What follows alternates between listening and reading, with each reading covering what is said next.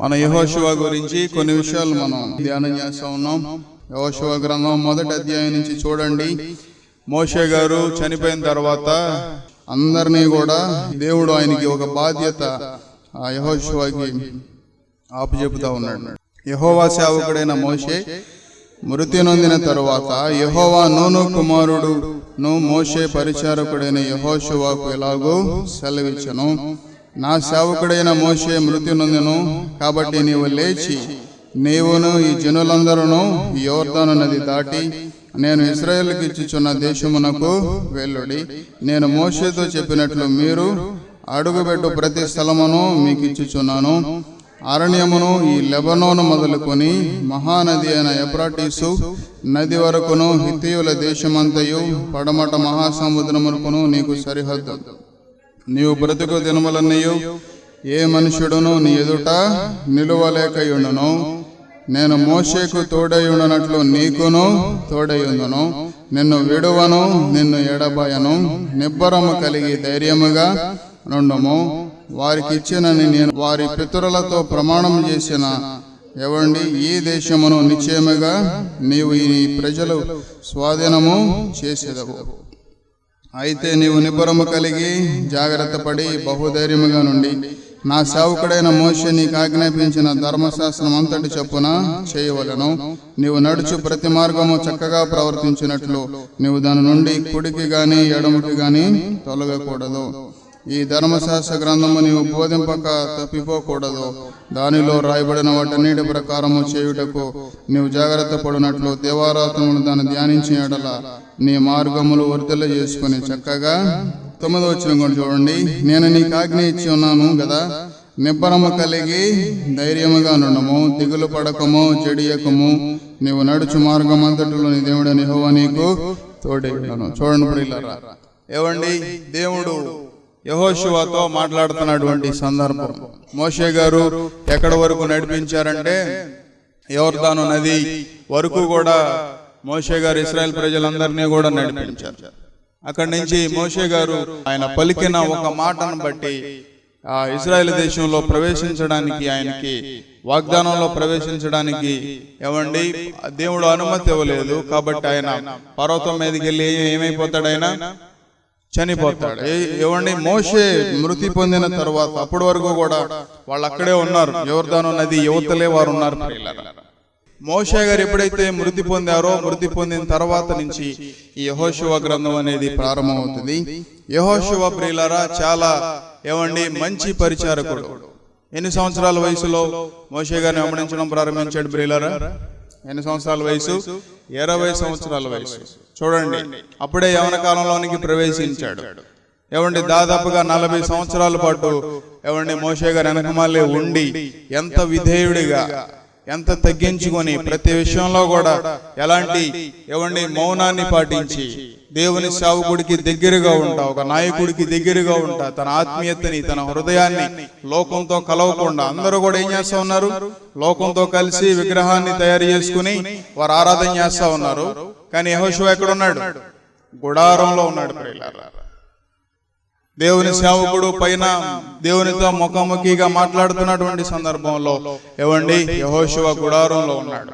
ఎంతమంది దేవుని సేవకులకి ఏవండి, ఎంతమంది దేవుని సన్నిధికి, దేవునికి సమీపంగా ఉన్నవారు ఎంతమంది ఉన్నారు ప్రియులారా? ఏవండి ఆయన మన కోసం తన కుమారుణ్ణి పంపించాడు కదా. ప్రార్థనలో ఎంతమంది సమీపంగా ఉన్నారు? ఏవండి చాలా మంది మాట్లాడతారు, ఎన్ని విషయాలైనా మాట్లాడతారు, కానీ వారిలో ఏముండదు ప్రియులారా? ప్రార్థన జీవితం ఉండదు. స్టువర్ట్ ఫోరంలో కూడా మీటింగ్స్ జరుగుతున్నప్పుడు దానియేలు గారు ఉన్న టైంలో ప్రార్థన అయిపోయిన తర్వాత అందరికీ ప్రార్థన చేస్తున్నారు. దానియేలు గారు చేస్తుంటే ఏవండి ఎవరో ఒక విశ్వాసం వచ్చి, అయ్యా ఆ జాన్ గారిని పిలవండి, ఆయనతో ప్రార్థన చేయించుకోవాలి అని చెప్పారు. ఈయనెవరో? ఈయన నాయకుడు కదా సావాసానికి. ఆయన కింద ఒక 5 నిమిషాలు రేపల్లి మీటింగ్స్ లో మాట్లాడితే ఏవండి మారుమనసు పొందిన వ్యక్తి కదా దానియేలు గారి దగ్గర. అయినా సరే ప్రియులారా ఏవండి ఒక పరిచారకుడుగా ఉన్నప్పుడు దేవుడు ఎంతలా దీవిస్తాడో. దానియేలు గారు ఎన్నో సంవత్సరాలు ప్రార్థన చేశారు. మోషే గారు 40 సంవత్సరాలు తరబేది పొందాడు, దేవునితో ముఖాముఖిగా మాట్లాడాడు. ఎన్నో సందర్భాల్లో ఏవండి దేవునికి దగ్గరగా ఉండి అనేక విషయాల్ని సేకరించాడు మోషే, ధర్మశాస్త్రాన్ని, 10 ఆజ్ఞలన్నింటినీ కూడా. కానీ యెహోషువ వాటన్నిటిని ఎంత తేలిగ్గా ఏవండి మోషే గారు ఇచ్చినప్పుడు దాన్ని తీసుకుని ఏవండి ఆ సైన్యాన్ని అంతటినీ కూడా నడిపించడానికి, ప్రజలందరినీ కూడా నడిపించడానికి ఎలాంటి స్థానాన్ని సంపాదించుకున్నాడు. దానియేలు గారు వెళ్ళి జాన్ గారిని పిలిచి ఏవండి నువ్వు ప్రార్థన చేయని చెప్పినప్పుడు, లేదు లేదు నేను ప్రార్థన చేయనని చెప్పినప్పుడు, లేదు జాన్ యు మస్ట్ ప్రే, నువ్వు తప్పకుండా ప్రార్థన చేయాలని చెప్పినప్పుడు ఏవండి దానియేలు గారు పక్క నుండి ఆయనతో ప్రార్థన చేయించాడు. ఏవండి నాకు తెలిసి దానియేలు గారు ఎంత ప్రార్థన చేశారో అంత ప్రార్థన చేసి ఉన్నాడు ఆయన కదా, అవునా కదా. దానియేలు గారు ఎంత యవన కాలానంతటినీ కూడా పరిశుద్ధంగా కాపాడుకున్నారు. ఆయన కాపాడుకుని ఉన్నాడు, ఎన్నో తప్పులు చేసి ఉంటాడు. మారుమనసు పొందడానికి కూడా వెళ్ళినప్పుడు ఏవండి ఇంత బారు కట్టని చుట్టని తీసుకుని వెళ్ళి ఏవండి ఇంత ముంతలో కళ్ళు తీసుకుని వెళ్ళి నిద్ర రాకుండా ఉండడం కోసం తెలియక ఒక మూట అయిన ప్రియులారా అంత పరిశుద్ధంగా కాపాడుకున్నటువంటి నాయకుడి దగ్గర ఉన్నప్పుడు ఏవండి ఒక పరిచారకుడే గాని ఏవండి ఎలాంటి స్థానాన్ని సంపాదించుకోగలిగాడు. అలాగే ఉదయకాల సమయంలో నువ్వు కూడా ఏవండి దేవునికి సమీపంగా ఉన్నప్పుడు, దేవుని వాక్యానికి సమీపంగా ఉన్నప్పుడు, దేవుని బిడ్డలకి నువ్వు సమీపంగా ఉన్నప్పుడు నువ్వు కూడా స్థానాన్ని సంపాదించుకుంటావు. దేవుడు నిన్ను కూడా లేవనెత్తుతాడు. దేవుడు నీ ద్వారా అద్భుతాలను జరిగిస్తాడు. ఏవండి యేసుప్రభువారు పలికిన ఒక మాట ఉంది ఏంటో తెలుసా? ఏవండి నన్ను నమ్ముకున్నవాడు నాకంటే, నా సేవ చేసేవాడు నాకంటే గొప్ప కార్యాలు చేస్తాడని యేసుప్రభువారు పలికారా? నన్ను నమ్ముకున్నవాడు నాకంటే గొప్ప కార్యాలు చేస్తాడని దేవుడు పలికాడు. ప్రియులారా ఎక్కడ పలికారు అంటే అక్కడ సేవకులకు మాత్రమే ఇవ్వలేదు ప్రియులారా. మనం చాలా జాగ్రత్తగా ఆలోచన చేసి దేవుడిని నమ్ముకున్న నువ్వు ఇక్కడ అందరూ కూడా I don't know how much you believe God, మీరు ఎంతలా దేవుడిని నమ్మారో నాకు తెలియదు, మీరు ఎంతవరకు దేవునికి ఏవండి సమీపంగా ఉన్నారో తెలియదు. కానీ నువ్వు దేవుడిని నమ్ముకున్నప్పుడు ఏవండి దేవుని కంటే గొప్ప కార్యాలు ఏం చేస్తావు? తప్పకుండా నువ్వు చూస్తావు ప్రియులారా. ఏవండి ఒక రోజున భక్త్ సింగ్ గారు రాజస్థాన్ లో మీటింగ్స్ పెడితే అక్కడ కొంతమంది బిషప్లు కలిసి మీటింగ్స్ అరేంజ్ చేశారు. ఆ మీటింగ్స్ అరేంజ్ చేసి భక్త్ సింగ్ గారిని అక్కడ వాక్యం చెప్పడానికి పిలిచారు. రాజస్థాన్ కి పైన ఢిల్లీ ఉంటది, ఆ ఢిల్లీ ఆ పైన యూపీ ఉంటది, ఆ పైన ఢిల్లీ, ఆ ఢిల్లీ దాటితే ఆ పంజాబ్ ఉంటది. ఆ పంజాబ్ ప్రాంతంలో మారుమనసు పొందిన వ్యక్తి ఒక అతను ఉన్నాడు, బాగా బలంగా ఆయన వాడబడుతున్నాడు అని చెప్పి భక్త్ సింగ్ గారిని పిలిచి అజ్మీర్ అని ఆ ప్రాంతంలో it's one of the famous city in Rajasthan. ఆ సిటీలో బిషప్లందరూ కూడా కలిసి ఏవండి అక్కడ మీటింగ్ అరేంజ్ చేశారు.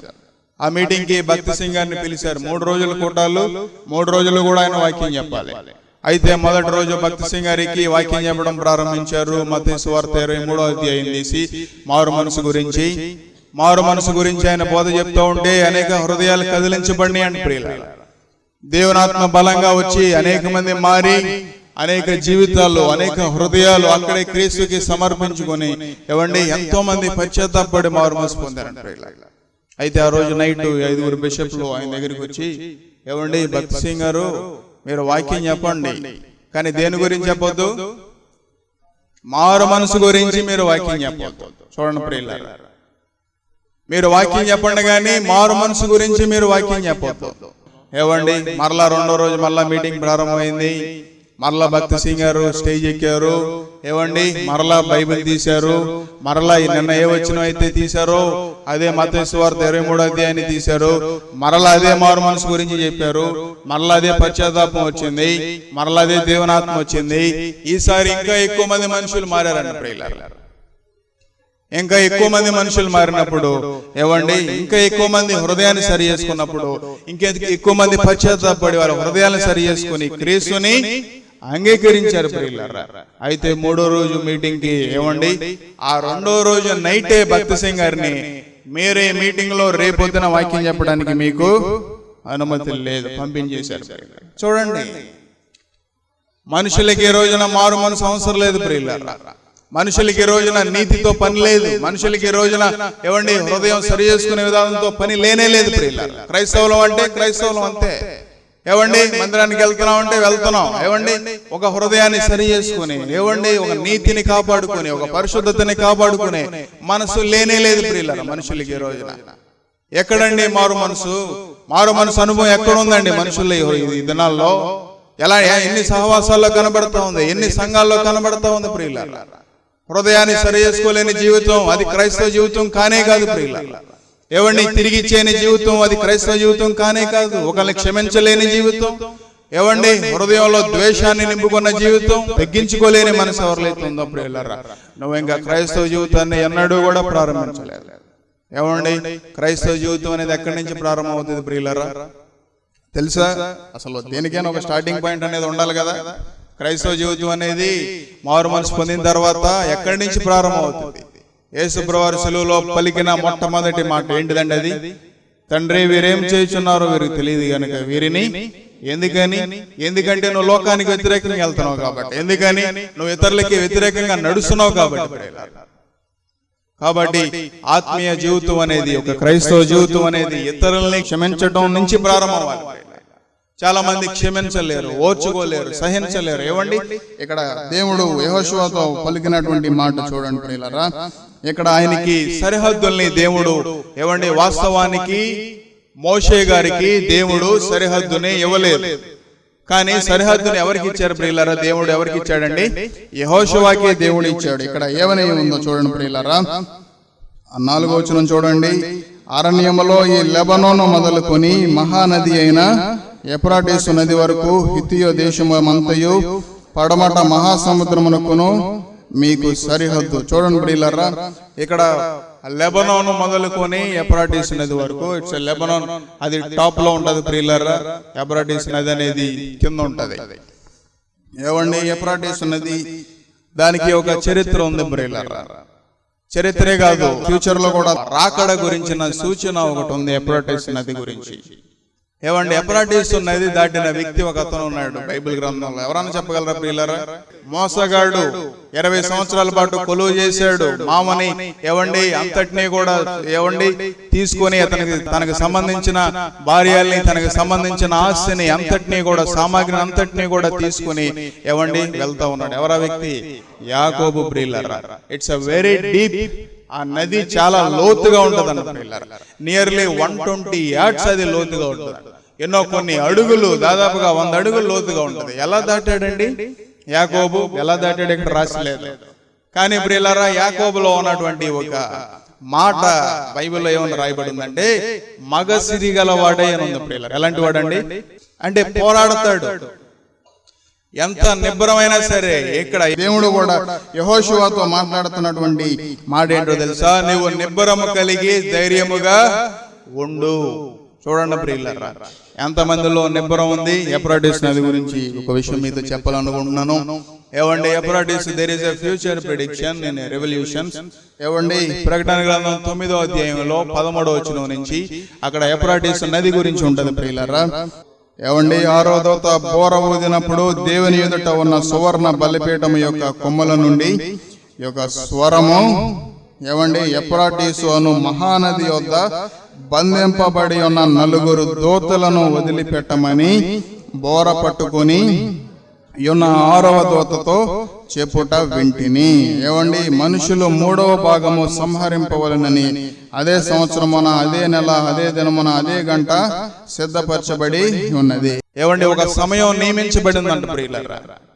ఆ సమయం వచ్చేసరికి 6వ దూత బోర ఊదినప్పుడు ఏవండి బలిపీఠం దగ్గర నుంచి ఒక స్వరం వినబడుతుందంట. ఏ దూత అయితే ఏవండి బోర ఊదిందో ఆ దూతకి స్వరం వినబడినప్పుడు ఈ ఎఫ్రాటీసు నదిలో ఎన్ని దూతలు ఉన్నాయి ప్రియులారా? 4 దూతలు ఉన్నాయి. ఆ 4 దూతలు ఎఫ్రాటీసు నదిలో నుంచి ఎలా ఉన్నాయి? ఆ 4 దూతలు ఎలా ఉన్నాయి? ఎఫ్రాటీసు నదిలో బంధింపబడి ఉన్నాయి. ఈ ఎఫ్రాటీస్ నది వాస్తవానికి ఎక్కడ ఉందంటే ఏమండి టర్కీ దేశం నుంచి ప్రారంభమయ్యి సిరియా నుంచి ఏమండి ఇరాక్, అక్కడి నుంచి 2800 అడుగులు డిస్టెన్స్ లో ఉంటది ప్రియులారా ఈ ఎఫ్రాటీస్ నది అనేది. ఏమండి బైబిల్లో దాని గురించి పోల్చబడింది. కొన్ని నదులు ఉన్నాయి బైబిల్లో. ఏమండి అన్నిటికన్నా పెద్ద నది ఏదైతే ఉందో ఆ నైలు నది, అక్కడే మోషే గారిని ఏం చేశారు? ఆ నదిలో జమ్ము పెట్టి చేసి మోషే గారిని ఏం చేశారు? అందులో నన్ను విడిచిపెట్టింది. ప్రపంచం అంతట్లో వల్ల ఏమండి ద బిగ్గెస్ట్ రివర్ ప్రియులారా, అన్నిటికన్నా పెద్ద నది ఏదైతే అదే నది నైలు నది ప్రియులారా. ఏమండి ఎందుకని ఈ నది గురించి మీకు చెప్తున్నానంటే ఆఖరి వచనాల్లో గనక వస్తే ప్రియులారా ఏమని రాయబడి ఉందో చూడండి. అక్కడ వచ్చి దాదాపుగా 20 కోట్ల మంది ఏమండి సైన్యాన్ని సిద్ధపరుస్తారంట. వారందరూ కూడా ఎవరు? ఈ 4 దూతలు ఎవరైతే ఉన్నాయో గుర్రాలు వీటన్నిటిని ఏవండి మనుషుల్లో 3లో 1వ వంతుని వాటంతటినీ కూడా సంహరించిన తర్వాత ఏవండి చూడండి అక్కడ ఏమని రాయబడిందో, ఈ దెబ్బల చేత చావక మిగిలిన జనులు ఏవండి దయ్యములను చూడును వినును నడువను శక్తి లేనివై బంగారు వెండి కంచు రాయి కర్రతో చేయబడిన తమ హస్త కృతములైన విగ్రహములను పూజింపకుండా విడిచిపెట్టునట్లు మారు మనసు పొందలేదు అని ఉంది పిల్ల. తర్వాత ఏమని రాయబడింది చూడండి తర్వాత వచనంలో కూడా, మరియు తాము చేయుచున్న నరహత్యలను మాయామంత్రములను ఏమండి జార చోరత్వములను ఏమండి చేయకుండానట్లు వారు మారు మనసు పొందిన వారు కారు. ఎవరైతే చావలేదో ఏవండి 3వ వంతు ప్రజలందరూ కూడా 1/3 of the people will die. ఎప్పుడైతే 6వ బోర ఊదారో ప్రియులరా, 6వ బోర ఊదినప్పుడు ఈ 4 దూతలు బంధించబడిన వారు బయటకు వచ్చినప్పుడు వారు గుర్రాల మీద ఉండి ఆ గుర్రాల నోట్లో నుంచి అగ్ని గంధకాలు వస్తాయంట. సొదొమ గొమొర్రా పట్టణం మీద ఏం పడినాయి ప్రియులరా?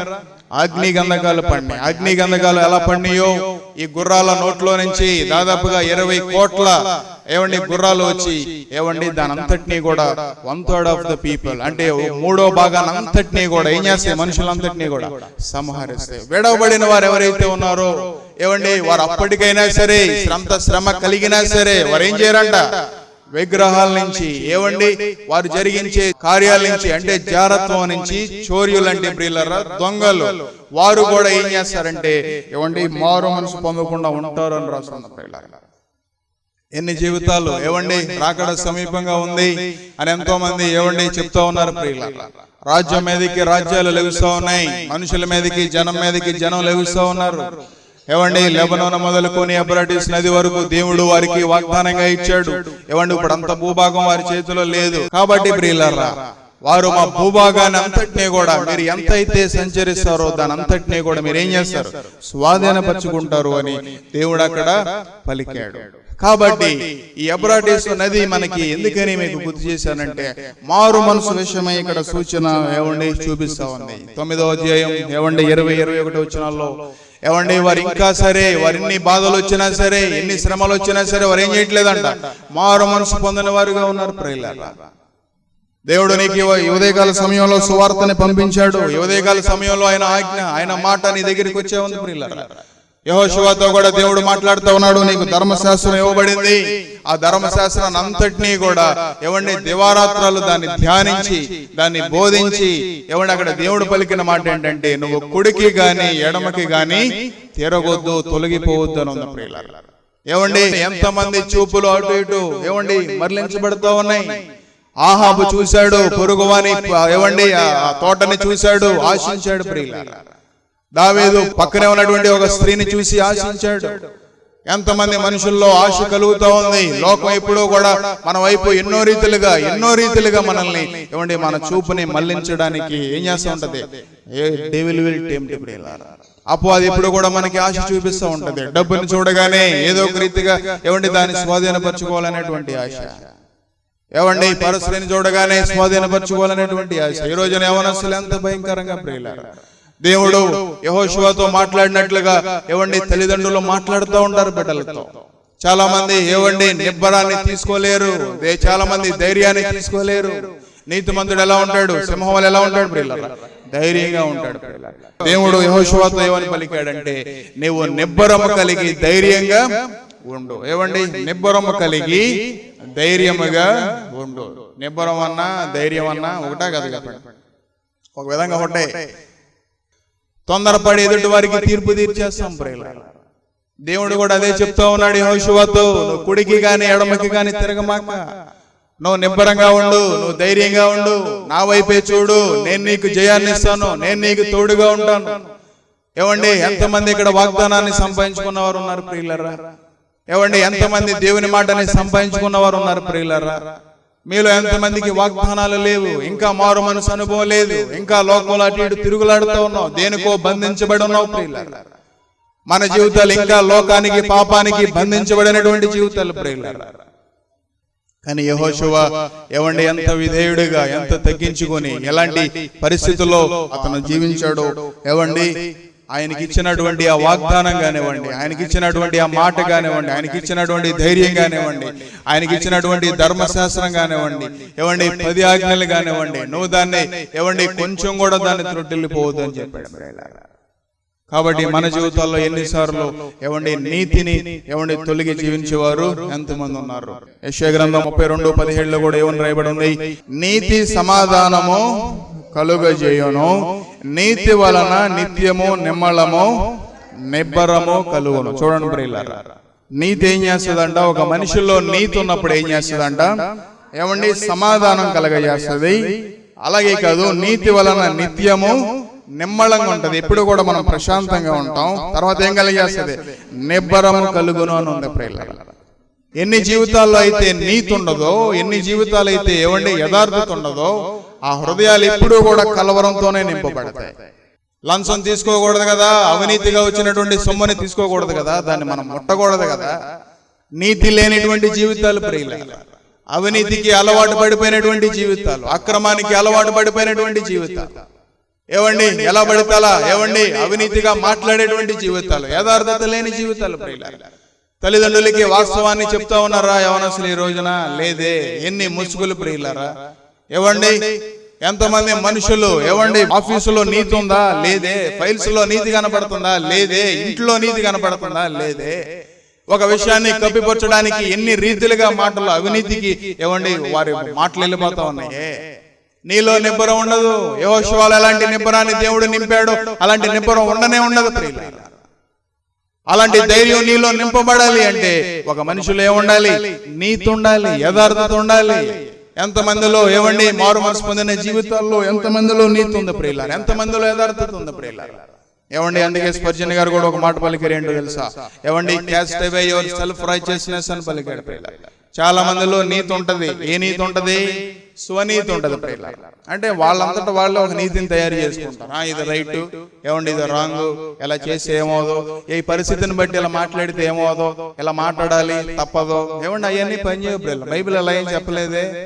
నీతిమంతుడు నష్టం కలిగినా సరే ఏం చేయడు? మాట తప్పడు.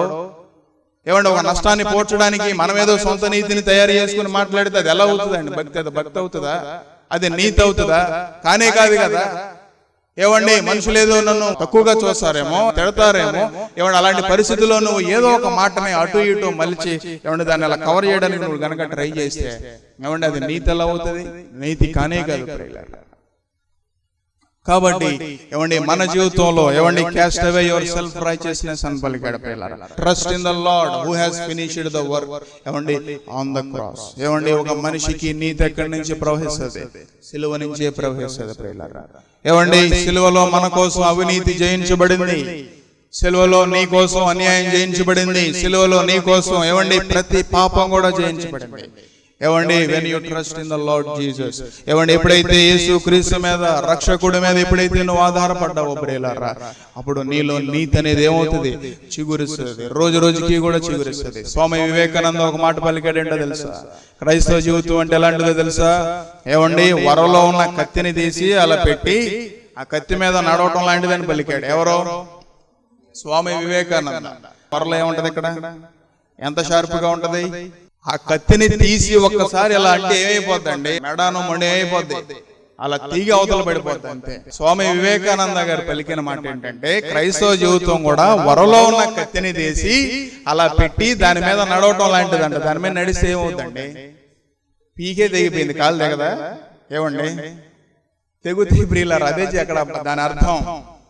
మనం నడుస్తున్నప్పుడు, మనం నీతిని తీసుకుని నడుస్తున్నప్పుడు లోకం అదే వరకత్తి లాంటిది ప్రియులారా. అవినీతితో నింపబడిపోయింది. దాని మీద ఎప్పుడైతే మనం నడిచామో you may lose the job, let it lose. ఏవండి ఆ వరకత్తి మీద నువ్వు నడిచినప్పుడు నీ ఉద్యోగం పోయిందేమో పోని, ఏవండి నీకు నష్టం వచ్చిందేమో రాని, మనుషుల్ని నిందించారేమో నిందించని, ఏవండి మనుషులు నిన్ను తక్కువగా చూసారేమో చూడని, ఏవండి మనుషులు నిన్ను అపహాస్యం చేశారేమో చేయని. అదే కదా యేసుప్రభువు చెప్పింది. వారి కోసం నువ్వు ప్రార్థన చేయి. నీతితో కూడింది కొంచెమైనా సరే అది శ్రేష్టమే ప్రియులారా. కీర్తన గ్రంథం 37వ కీర్తనలో ఉంటది ప్రియులారా. మనం ఇతరులను చూసినప్పుడు ఏమండి దేవుడు పలికిన మాట నువ్వు కుడికి గాని ఎడమకి గాని తిరగమాక. కొన్నిసార్లు మనం మంచి మార్గంలో నడుస్తున్నప్పుడు, కొన్నిసార్లు మనం నీతి మార్గంలో నడుస్తున్నప్పుడు, కొన్నిసార్లు ఏమండి మనం ఇతరులకి మంచి చేయాలనేటువంటి భావనతో నడుస్తున్నప్పుడు తప్పకుండా అనేక సందర్భాల్లో ఏమండి నిన్ను మళ్లించడానికి వస్తూ ఉంటాయి ప్రియులారా. నువ్వు ఎక్కడ తప్పు చేసినా తప్పు చేయకపోయినా ప్రియులారా అపవాది నిన్ను వెనక్కిలాగే పరిస్థితులు ఎలా ఉంటాయో తెలుసా? పోయిన వారం మదర్ తెరీసా గారి గురించి మనం విన్నాం ప్రియులారా. నువ్వు ఎవరికన్నా డూ ఇట్ ఎనీవే అనేటువంటి పోయం గురించి అందులో ఆవిడ ఒక లైన్ రాసింది ఏంటో తెలుసా? నువ్వు ఎవరికన్నా సహాయం చేస్తే people may often forget it, మనుషులు దాన్ని మర్చిపోయారేమో. ఏమండి ఈవెన్ దో ఏమండి డూ ఇట్ ఎనీవే అని పలికింది. అయినా సరే నువ్వు మంచి చేయి. అలాంటప్పుడు మనకేమొస్తుంది? చాలా బాధ వస్తుంది, చాలా కోపం వస్తుంది. ఏమండి అయినా సరే నీ దారిని నువ్వు మళ్ళించుకోమాక. ఏమండి నువ్వు ఇతరులకి చేసే సహాయాన్ని ఎప్పుడు కూడా నువ్వు వినదీయమాక ప్రియులారా. వారు బలహీనలేమో, వారికి తెలియదేమో, వారు అజ్ఞానులేమో, వారు ఇంకా లోకం వెళ్ళలేదేమో, కానీ నీలో ఉంది కదా దేవుని ఆత్మ, నీకు తెలుసు కదా దేవుని వాక్యం, నీలో ఉండాలి కదా దేవుని ప్రేమ. డూ ఇట్ ఎనీవే, ఎలాగైనా సరే మనం దాన్ని చేయాలి ప్రియులారా. అదే క్రైస్తవ ధర్మం అంటే.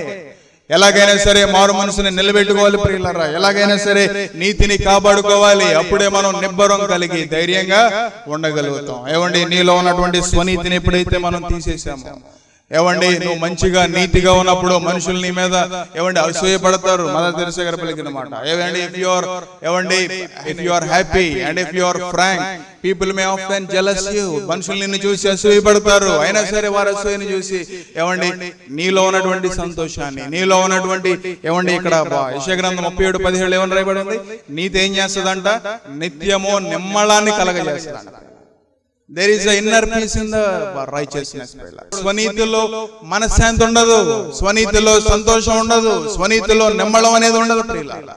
మనం యథార్థంగా ఉండి ఎప్పుడైతే అడుగులు వేసామో ప్రియులారా అప్పుడు మనకి ఏమండి నువ్వు ఊహించలేని స్వాస్థ్యాన్ని దేవుడు నీకు ఇస్తాడు. ఏమండి ఒక పరిచారకుల్లో ఉండాల్సినటువంటి మనసు ఏంటో తెలుసా? నీతి. ఒక పరిచారకుల్లో ఉండాల్సినటువంటి మనసు ఏంటో తెలుసా? నిబ్బరం కలిగి ధైర్యంగా ఉండాలి. దేవుడు ఆయనకి ఇచ్చిన మాట నిబ్బరం కలిగి ఎప్పుడైతే మనం ధైర్యంగా ఉన్నామో దేవుడు తప్పకుండా మనందరినీ కూడా ఏం చేస్తాడు? ఒక ఉన్నతమైనటువంటి స్థాయిలోనికి తీసుకెళ్తాడు. బిల్లీ గ్రాహం గారు కూడా ఒక మాట పలికారు. ఏమండి కరేజ్ ఇస్ కంటేజియస్ అని పలికాడు. కంటేజియస్ డిసీజెస్ ఉంటాయి అంటే ఏంటి? అంటు వ్యాధులు. కరేజ్ అనేది కూడా, నిబ్బరం అనేది కూడా అలాంటిదే. ఏమండి ఒక వ్యక్తి నిబ్బరంగా నిలబడినప్పుడు ఆయన పలికిన మాట ఏంటంటే ఏమండి one Brave man takes a stand it will stiffen all the ఏమండి స్పైనల్ అని పలికాడు. ఒక వ్యక్తి గనక నిబ్బరం కలిగి నిలబడితే వెనకమాల ఉన్న వారి వెన్నులన్నీ కూడా నెక్కబొడుచుకుని ధైర్యంగా ఉంటాయండి. One Brave man. నువ్వు ఒక్క వ్యక్తి గనక వాగ్దానాన్ని సంపాదించుకుంటే ఉదయకాల సమయంలో నిన్ను బట్టి ఎంతమంది ఆశీర్వదించబడతారు. ఏమండి భక్తి సింగ్ అనేటువంటి ఒక యవనస్తుడు వాగ్దానాన్ని సంపాదించుకున్నాడు. దానియేలు అనేటువంటి ఒక యవనస్తుడు వాగ్దానాన్ని సంపాదించుకున్నాడు. నీతిగా యథార్థంగా నడిచి ఆయన కింద ఎంతమంది ఏమండి పరిచారకులుగా ఉండి వాగ్దానాన్ని సంపాదించుకున్న వారు ఉన్నారు. వన్ బ్రేవ్ మ్యాన్, ఒక నిబ్బరం కలిగిన వ్యక్తి.